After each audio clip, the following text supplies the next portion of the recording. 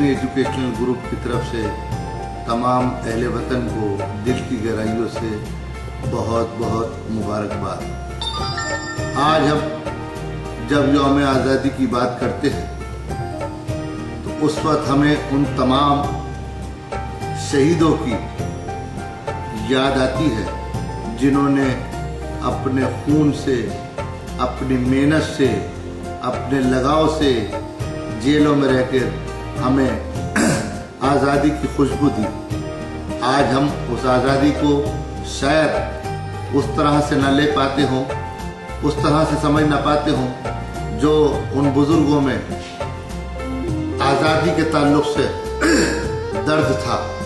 आज हम खुली हवाओं में, खुली फिजाओं में चैन और सुकून की सांस ले रहे हैं, लेकिन ये हिंदुस्तान, ये भारतवर्ष जिस तरह से सोने की चिड़िया कहलाता था, आज उन बुजुर्गों की, उन शहीदों की जिन लोगों ने अपनी प्राणों की आहुति दी, शहादत के जाम गले से और मुंह से लगाए, आज क्यों ना हम उनके जो अधूरे ख्वाब थे उन्हें पूरा करें और ये तहिया करें आज 70वें यौम आज़ादी पर कि उन बुजुर्गों को अगर सच्ची और अच्छी खराज अकीदत पेश करनी है, सही श्रद्धांजलि देनी है, तो हमें अपने वतन में बिना तफरीक व मिल्लत, बिना किसी धर्म जाति के भेदभाव से, क्षेत्रवाद से उठकर इंसानियत के ताल्लुक से हमें सबको एकजुट मिलकर इस हिंदुस्तान को जोड़ना है। हमें किसी के धर्म की, किसी की जाति की बात नहीं करनी है, हमें अपने वतन की बात करनी है। ये वतन भारतवर्ष, जब इंदिरा गांधी ने रमेश शर्मा से पूछा था कि रमेश, ऊपर से हिंदुस्तान तुम्हें कैसा लगता है, तो रमेश ने कहा था कि सारे जहां से अच्छा हिंदुस्तान हमारा। तो यकीनन सी बात है, ये हिंदुस्तान हमारा सारे जहां से अच्छा है।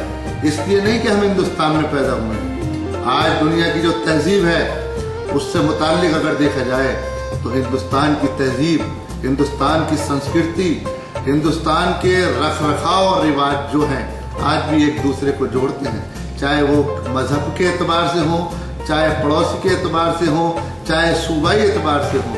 तो हमें उन बातों को, उन यादों को, उन कुर्बानियों को याद रखना है, क्योंकि अब वो बुजुर्ग दोबारा हमारे बीच में नहीं आने वाले। उन्होंने जो ख्वाब देखे थे, उन्होंने जो ख्वाब सोचे थे, उन ख्वाबों को हमें पूरा करना है और एक दूसरे से जुड़ के हमें साथ रहना है। और भारत हमारा महान था, भारत हमारा महान है और भारत महान रहेगा, लेकिन हमें भी ये तय करना चाहिए कि हमें उसकी महानता के लिए हमें आगे आना पड़ेगा। हमें वो रास्ते बनाने पड़ेंगे कि जिस तरीके से हर तरक्की का रास्ता हर गांव से होके जाता है, जब जाके शहर से जुड़ता है, इसी तरीके से प्यार मोहब्बत की भाषा, ज़बान को समझ के हमें एक दूसरे से मिलाप करके, हमें चाहे होली हो, चाहे दिवाली हो, चाहे ईद हो, चाहे बकरीद हो, हमें सबके त्योहारों में एक साथ मिलकर बैठना है, प्यार को बढ़ाना है, मोहब्बत को बढ़ाना है। दुश्मन की नाकामियाँ जब ही होंगी जब दुश्मन के इरादों को हम बिल्कुल सरजमीन से हटा दें, ख़त्म कर दें, क्योंकि वो दुश्मन हमारा जो हमारे पीछे लगा हुआ है, सब जानते हैं। हमें मेरी बात को आप बहुत कुशादा तौर पर सोचें और समझें। जो हमारा दुश्मन है, वो जो चाहता है उसके इरादों को हमें पूरा नहीं होने देना, और जो खड्डा दूसरे के लिए खोदा जाता है उसमें वही गिरता है। आज दुनिया जानती है कि हमारे मुल्क मुखालिफ लोग जो कार्रवाइयों में, मामलात में, साजिशों में शामिल हैं, आज उनके घर के हालात क्या हैं। अल्हम्दुलिल्लाह हम हिंदुस्तान में रहते हैं, हम हिंदुस्तान की बात करते हैं। हमारे हिंदुस्तान की किसी मस्जिद में ना बम फटते हैं, ना हमारे हिंदुस्तान में किसी मस्जिद में या मंदिर में किसी को परेशान किया जाता है। लेकिन जो लोग सेकुलरिज्म की बात करते हैं, ईमान की बात करते हैं, मुसलमान की बात करते हैं, वो दहशतगर्द है। और जो दहशतगर्द होता है वो मुसलमान नहीं होता।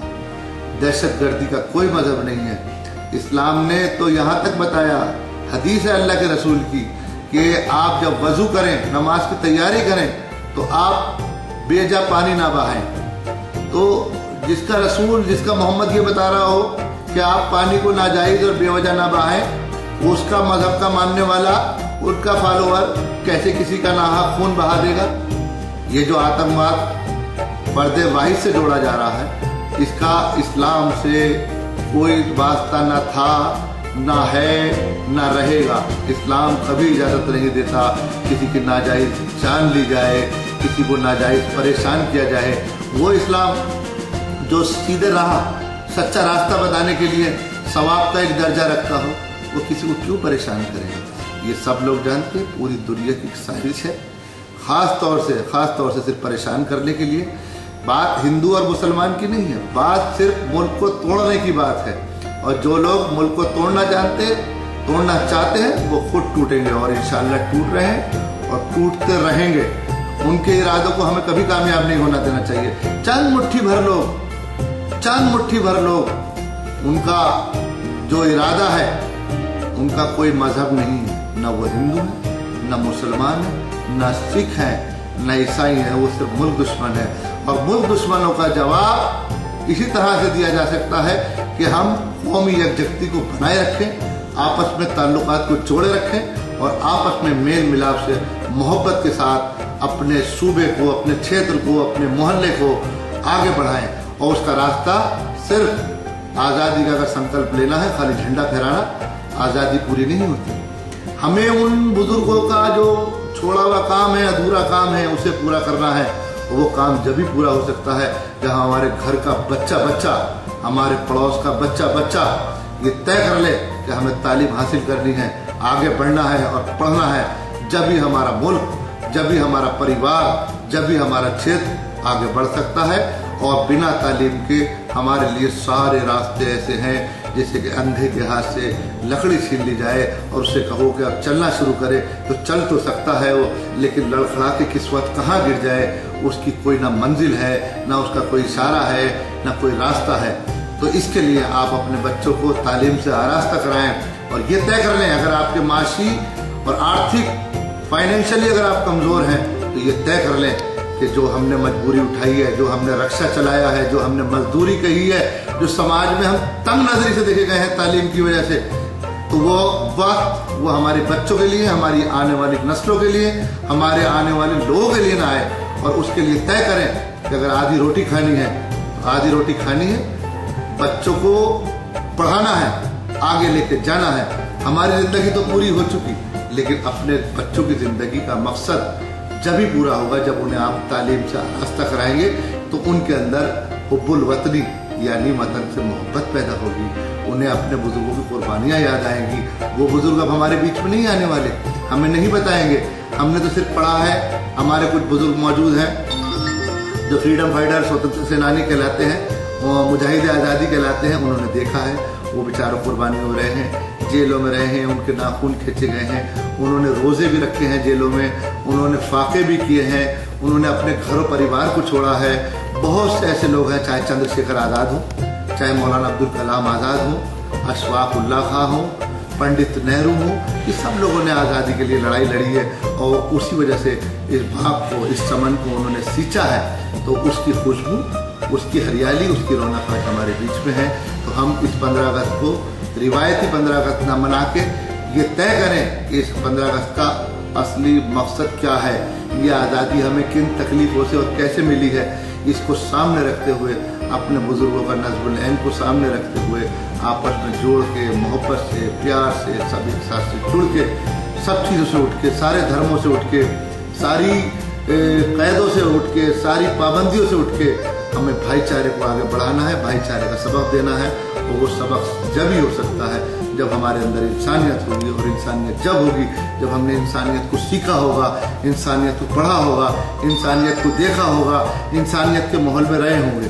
तो हमें इस तंग नजरी के माहौल को अपनी प्यार और मोहब्बत से दूर करना है, ना किसी लड़ना है, ना झगड़ना है, ना किसी की कीचड़ को ऊपर उठा के दोबारा नहीं फेंकना, बल्कि अपने दामन को साफ करना है, सब्र करना है।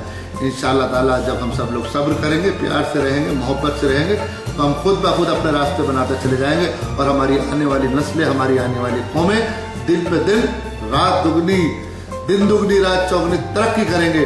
और मैं फिर एक बार हाशमी एजुकेशनल ग्रुप की तरफ से सबको मुबारकबाद देता हूँ और कहता हूँ कि आप लोग भारत को अपना महान बनाइए। जय हिंद, जय भारत।